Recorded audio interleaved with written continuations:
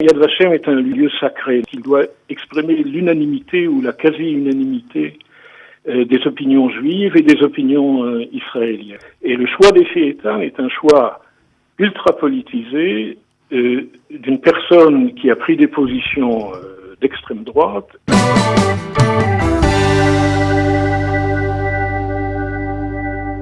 Alors nous allons ensemble parler ce matin d'un sujet qui suscite une vive polémique en Israël, cette nomination d'Efi Eitan au poste de président du mémorial du Yad Vashem. Efi Eitan qui est un ancien général de l'armée israélienne, ancien ministre également. Alors vous allez, Shraga, en parler et vous avez pour l'occasion interviewé Simi Epstein, l'historien de la Shoah, Simi Epstein. Voilà, exactement. Donc c'est une polémique qui n'est pas à la une, mais qui est à la deux, disons, dont on parle quand même pas mal. Qui suscite pas mal de bruit en Israël et à l'étranger. Et donc j'ai voulu en parler avec un invité qui connaît bien l'histoire de la Shoah et qui connaît cette polémique. Bonjour, Dr Epstein. Bonjour. Bonjour, merci d'avoir répondu à ma demande. Donc, est-ce que vous pouvez nous éclairer, sur cette polémique qui enfle, une polémique politique, académique, universitaire. Qu'est-ce qui se passe avec cette nomination de Efi Eitan ? Efi Eitan, c'est pas encore une nomination, il est proposé en tout cas. Quels sont les tenants et les aboutissants ? Quelle est la problématique ? Quel est le problème en fait, à votre avis ? Écoutez, je vais exposer mon point de vue sur la question, si vous voulez. Bien sûr. Yad Vashem est un lieu, on peut dire un lieu sacré dans une certaine mesure, en ce sens qu'il doit exprimer l'unanimité ou la quasi-unanimité des opinions juives et des opinions israéliennes. Et le choix d'Efi Eitan est un choix ultra politisé d'une personne qui a pris des positions d'extrême droite, et notamment sur la question arabe, a eu quelques phrases particulièrement malheureuses, si vous voulez, qu'on peut qualifier de racistes. Je ne dis pas qu'Efi Eitan est un raciste professionnel, si vous voulez. Vous voyez ce que je veux dire. Ce n'est pas un kahaniste ou un raciste professionnel, mais il a eu suffisamment d'expressions, si vous voulez, à l'égard des Arabes, qui font qu'il ne répond pas du tout à ce critère d'unanimité, de quasi-unanimité. Et j'ajoute en plus qu'il n'a aucune compétence particulière pour travailler sur la Shoah. Je suis sûr qu'il serait très bien pour tout travail organisateur d'infrastructure ou ministériel. Il sait fonctionner, il sait travailler, mais il n'a rien écrit sur la Shoah. Je suppose que ses connaissances sur la Shoah sont absolument limitées. Mais il y a quelque chose d'encore plus grave, si je dispose encore d'une minute, si vous voulez. Mais bien sûr. Ceux qui soutiennent la nomination d'Efi Eitan voient en lui une sorte, et c'est pas son cas, enfin c'est pas lui qui le dit, hein, ce sont ceux qui le soutiennent, voient en lui une sorte de rééducateur.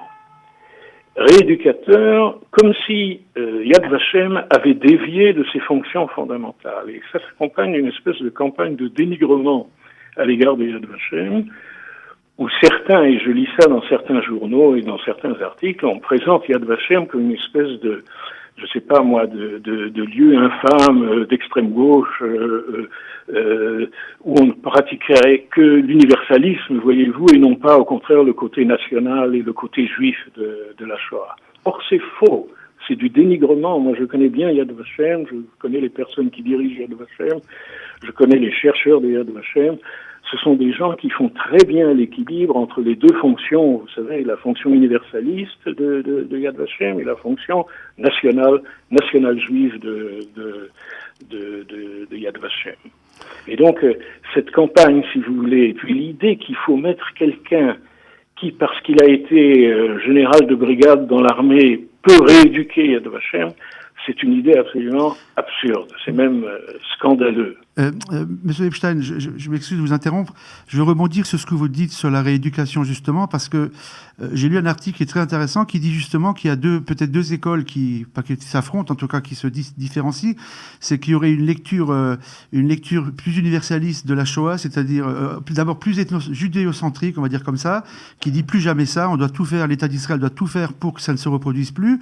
Et une école plus universaliste qui dirait les graines du nazisme se trouvent partout, même chez nous. Et j'en viens à la question suivante aussi, le deuxième sujet de notre discussion. On voit aujourd'hui dans la classe politique, on accuse facilement de fascisme, de nazisme, on voit du nazisme partout. Est-ce que justement, il n'y a pas une espèce de glissement du ce qu'on appelle le siar tzibouri, le discours politique, en disant que nous aussi, juifs, on peut tout à fait devenir des nazis, c'est ce qui se passe en ce moment, etc. Et justement, cette nomination de Efi Etam gêne ceux qui sont en faveur de cette tendance qui dirait que l'essentiel, c'est que nous, juifs, ne devions pas ou Israël, ne devions pas des nazis. Oui. Et donc, c'est aussi, je crois, au-delà de la personne de Efi Etam, c'est aussi deux conceptions qui s'affrontent et un glissement. Il y a des élèves et des soldats qui ont remarqué que Yad Vashem aussi commence aussi un petit peu à rééduquer, justement, dans un sens plus universaliste, et avec toutes les conséquences que ça a à avoir, avec les déclarations de Yair Golan sur Israël qui devient comme les années 30. Vous avez écrit beaucoup sur cette période-là, des excellents livres. Qu'est-ce que vous pensez de ce discours qui se développe en Israël ? Je vous réponds, mais juste une phrase sur Yad Vashem. Yad Vashem a très bien su faire l'équilibre entre les deux tendances, la tendance universaliste, parce que nous ne voulons pas qu'il y ait d'autres massacres qui se produisent n'importe où sur Terre, si vous voulez. Nous sommes solidaires des Arméniens ou de tout autre peuple massacré. Et la partie nationale qui consiste à dire les Juifs, la solution du problème juif, c'est un État juif. Et un État juif, bon. Et ça, Yad Vashem a toujours fait, depuis ses premières années, a toujours fait l'équilibre, le juste équilibre entre ces deux approches, si vous voulez. Il n'y a pas du tout de... Alors, j'en viens à votre question. Et là, si vous voulez, vous savez que ce qu'on appelle la réduction ad Hitlerum ou le point Godwin, ça se pratique dans tous les pays qui ont plus ou moins connu la Seconde Guerre mondiale. Vous savez, c'est un phénomène c'est ce qu'on appelle le point Godwin. À partir du moment où deux personnes sont en discussion violente, ça finit toujours, il y en a toujours un qui va accuser l'autre d'être comme les nazis. Hein, ici, c'est de plus en plus voyant, quoi. Alors, ici, nous avons en fait, et je vais dire de la manière la plus concise, parce que c'est un phénomène que je suis depuis très longtemps et sur lequel je travaille, si vous voulez.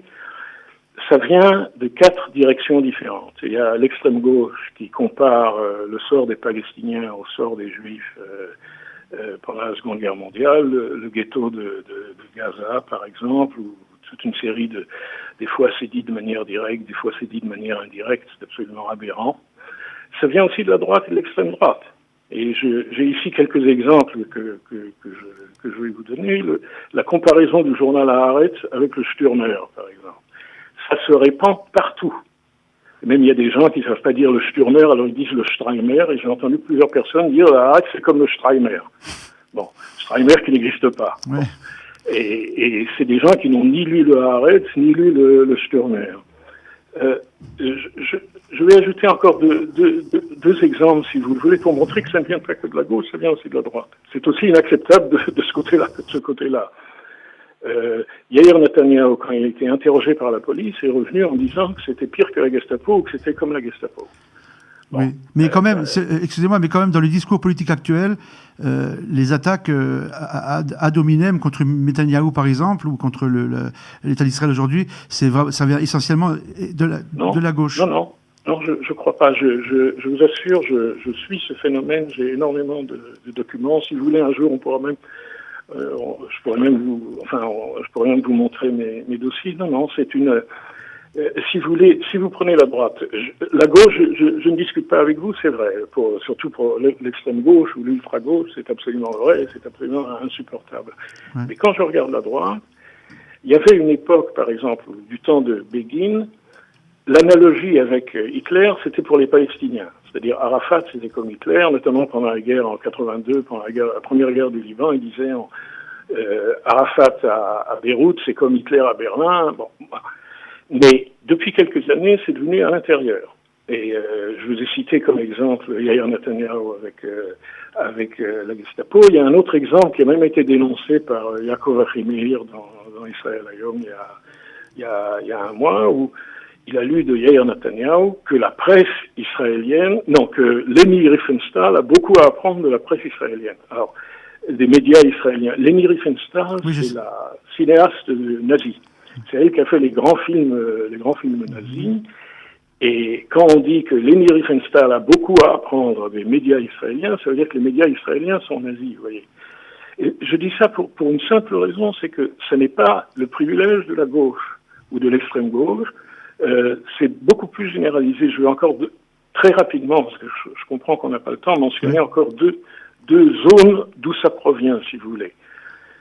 Le monde Haredi et le monde ultra-orthodoxe fait un usage absolument massif de l'analogie avec l'antisémitisme. Une partie du monde orthodoxe, en tout cas, oui.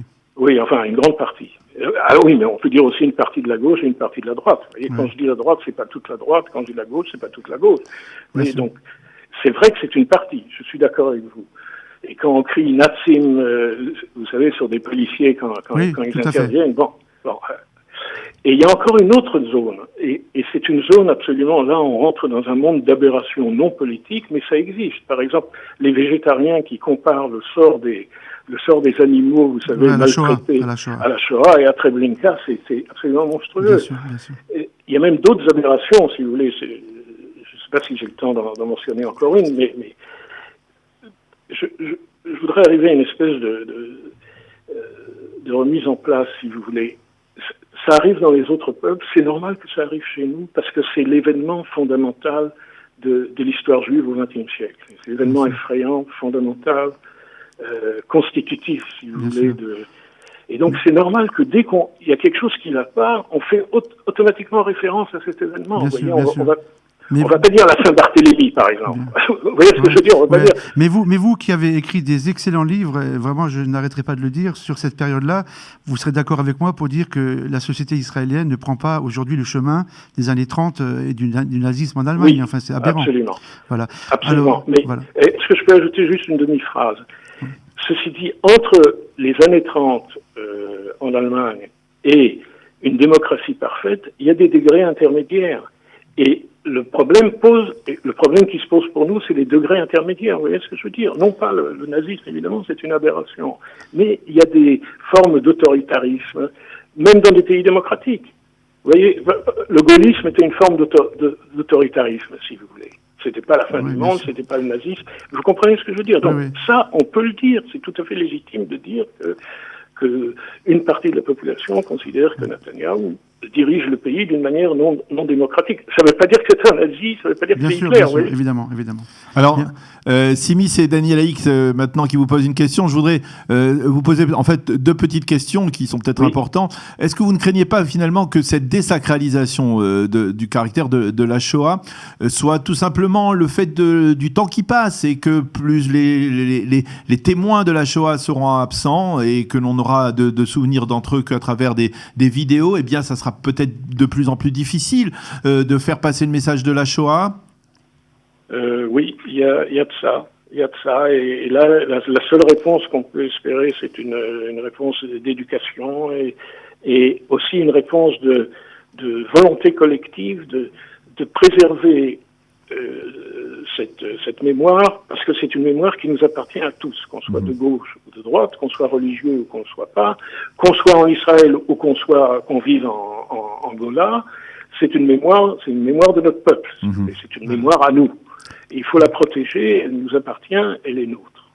Et la dernière question que je voudrais vous poser, Simi, c'est en fait, c'est une question pas seulement à l'historien de la Shoah que je pose, mais c'est aussi à l'observateur de la société israélienne. Finalement, on se rend compte que les fonctions qui étaient consensuelles il y a encore quelques années, eh bien, ne le sont plus ou le sont moins. Par exemple, même le poste, par exemple, du président de l'État, qui était au début une fonction consensuelle, elle est tombée dans l'escarcelle des politiques. Aujourd'hui, finalement, peut-être c'est aussi de manière irréversible le cas pour le poste de la direction de la présidence du Yad Vashem?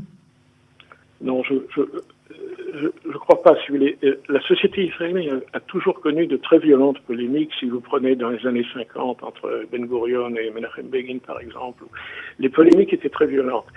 La différence aujourd'hui, et c'est ça qui me fait beaucoup de peine quand je les compare, c'est pas l'existence des polémiques, elles sont naturelles dans un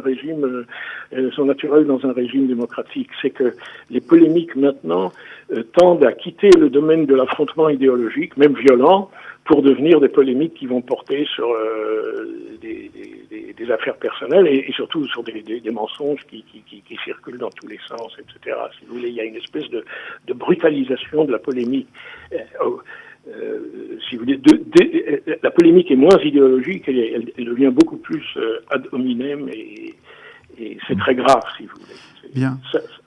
En tout cas, Monsieur Simon Epstein, je vous remercie beaucoup d'avoir été notre invité, de nous avoir éclairé. Et puis, une fois de plus, je conseillerais à nos auditeurs de lire vos ouvrages sur la Shoah, la période qui est précédée de la Shoah aussi, qui sont vraiment édifiants. Et j'en ai lu quelques-uns et vraiment, j'étais impressionné.